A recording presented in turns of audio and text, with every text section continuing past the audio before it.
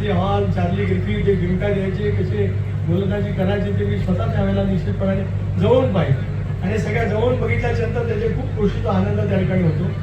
आता अलीकडे मला माहीत आहे, पण त्यावेळेला बघा राजू, तो एखाद्या खेळाडू पायची झाला किंवा पाठीमागे चेंडू बॅटला लागून गेला की नाही, पण पाठीमागे विकेट किपर कॅच घेतली तर मोठ्या प्रमाणात अपील करायचं, हाऊ द्या, हाऊ द्या, आणि ते सगळे धावत यायचे पंचांच्याकडे, हाऊ द्या, हाऊ द्या, सगळे धावत आणि आडावाडा करत आऊट द्या, आऊट द्या.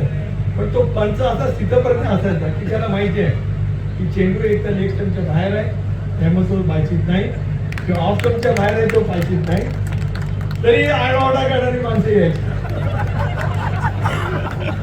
पण ते पंच स्थितपर्यंत असायचे, किती ओरडले तरी, किती आणि ते अंगावर धावून गेले तरी सुद्धा शांत.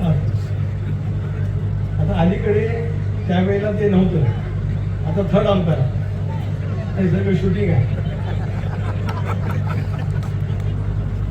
त्याच्यामुळे तुम्हाला परत विचारायची संधी नाही. पंचाने दिलेला निर्णय काही लोकांना पटत नसतो, मग सांगतात की आम्हाला परत एकदा पाहिजे. मग ते स्लो संबंध अख्खं स्टेडियम बघतात आणि अख्खं जग बघतात. हे आरडाओरडारे खरे किती आणि खोटे किती अख्खं जग बघत असतं.